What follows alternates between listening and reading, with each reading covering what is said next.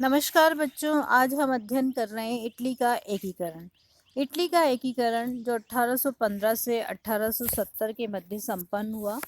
इससे पूर्व के वीडियो में हमने अध्ययन किया इटली कितने भागों में विभक्त था। हमने देखा सार्डिनिया, पिडमांट जो सेवाय वंश के अधीन था, लोम्बार्डी और वेनेशिया जो ऑस्ट्रिया के अधीन थे, परमा, मोडेना और टस्कनी जिस पर ऑस्ट्रिया का अप्रत्यक्ष रूप से अधिकार था, पोप का राज्य जो स्वतंत्र राज्य था। इसके अलावा दक्षिण में दो राज्य थे, नेपल्स और सिसिली, जिस पर फ्रांस के बुर्बा वंश का आधिपत्य था। तो इटली के एकीकरण में सबसे बड़ी बाधा जो थी वो विदेशी आधिपत्य था, और विदेशी आधिपत्य किसका? ऑस्ट्रिया का। ऑस्ट्रिया के आधिपत्य को समाप्त किए बिना इटली का एकीकरण संभव नहीं था। हमने पिछले वीडियो में यह भी अध्ययन किया कि इटली के एकीकरण के लिए क्या क्या प्रयास कौन कौन सी संस्थाओं द्वारा किया गया।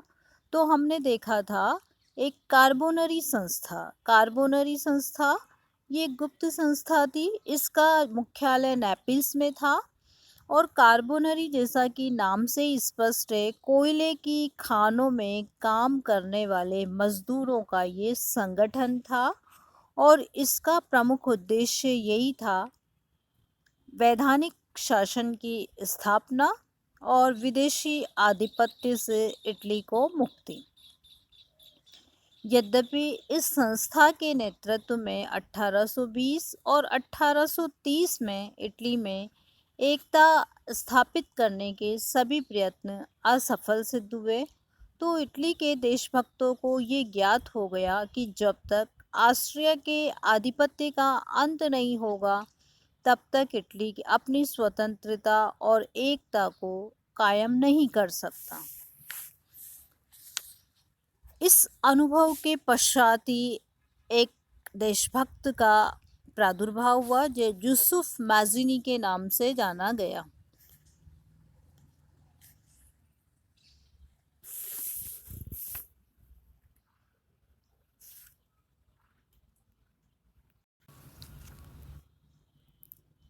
बच्चों, इस स्लाइड के माध्यम से आप देख रहे हो मैज़िनी, जिसने इटली के एकीकरण के लिए प्रयास किया और एक संगठन बनाया जो यंग इटली के नाम से जाना गया।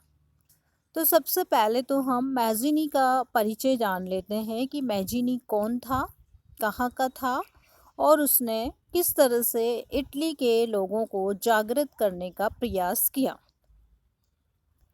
तो बच्चों, हमने देखा कि इटली के देशभक्तों ने जो प्रयास किए थे 1820 और 30 में, वो असफल रहे। तो वो देशभक्त अधिक सचेत होकर और सूझबूझ से तैयारी करने लगे, और इसी समय इटली के राजनीतिक रंगमंच पर यूसुफ मैज़िनी का प्रादुर्भाव हुआ, जिसने राष्ट्रीय आंदोलन में एक नई जान फूंक दी।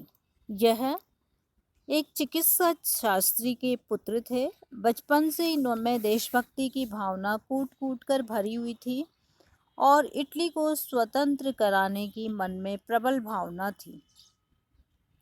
1820 की क्रांति के पहले ये कार्बोनरी का सदस्य था। इसने 1830 के विद्रोह में भाग लिया था। विद्रोह का दमन करने के बाद उसे कैद कर लिया गया था और लगभग 1 वर्ष तक जेल में रखा गया था। कारावास से मुक्त होने पर उसे देश से निर्वासित कर दिया गया। 1831 में वो फ्रांस के मार्सेल्स नगर पहुंचा, और वहीं पर उसने युवा इटली की स्थापना की। इस संस्था ने शीघ्र ही कार्बोनरी संस्था का स्थान धारण कर लिया। अब बच्चों, इस संस्था के सदस्यों के लिए क्या क्या योग्यताएं अनिवार्य होती थी? तो बच्चों, हमने देखा कि किस तरह से मैज़िनी के द्वारा यंग इटली की स्थापना की गई, और ये स्थापना फ्रांस के मार्सेल्स नगर में की गई। इसमें जो मेंबर होता था उसके सदस्यता के लिए 40 वर्ष से कम उम्र का कोई भी व्यक्ति इसका मेंबर बन सकता था। और उनका उद्देश्य निर्धारित किया गया कि जो भी युवक इसमें कार्य करेगा वो शिक्षित हो, अनुशासित हो, तब वो देश सेवा के लिए तैयार किया जाएगा। इटली के युवकों में देश गौरव और प्रेम की भावना भरकर उन्हें स्वतंत्रता के लिए संगठित किया जाना मैजिनी का प्रमुख उद्देश्य था। और वह कहता था कि यदि समाज में क्रांति लानी है तो क्रांति का नेतृत्व युवकों के हाथ में दे दो, क्योंकि नवयुवकों के पास एक असीम गुप्त शक्ति होती है। जनता पर उसकी आवाज़ का जादू की भांति असर होता है। उसने युवा इटली के माध्यम से जनता को 3 नारे दिए: परमात्मा में विश्वास, सभी भाइयों को एक साथ मिलाएं और इटली को मुक्त करें।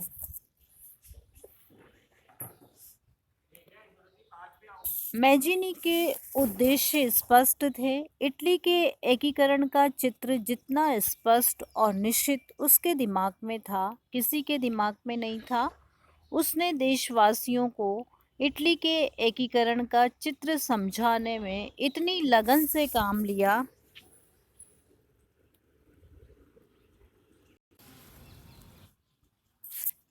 तो मैजिनी के उद्देश्य स्पष्ट थे।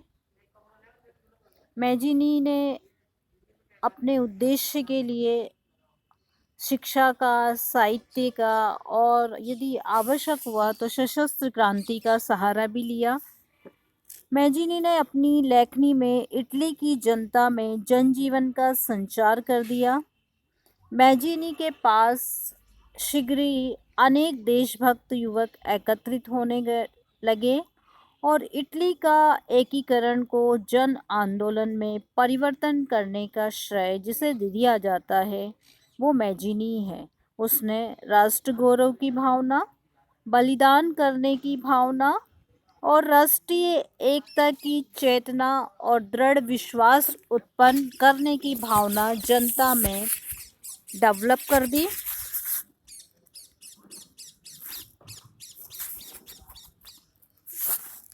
मैजिनी के प्रयासों के फलस्वरूप युवा इटली की जगह जगह शाखाएं खुलने लगी और 1833 के आरंभ में जो युवा इटली की सदस्यता थी वो आप देखिए कि जो 31 में युवा इटली बना था और जो 33 में उसकी सदस्य संख्या थी वो 60,000 पार कर गई। ये उसकी लोकप्रियता का सबसे बड़ा मापदंड था। युवा इटली के माध्यम से राष्ट्रीय स्वाधीनता के लिए इटली में एक शक्तिशाली जनमत का निर्माण हुआ। तो बच्चों, आज के वीडियो में हमने मैजिनी के द्वारा इटली के एकीकरण के लिए क्या क्या प्रयास किए गए उनके बारे में विस्तार से देखा। और इसमें 1 वर्ड का जो क्वेश्चन आपका तैयार हो रहा है, यंग इटली की स्थापना किसने की? मैजिनी ने। कहाँ पर की? फ्रांस में की। और मैजिनी के द्वारा लोगों को किस प्रकार से जागृत किया गया?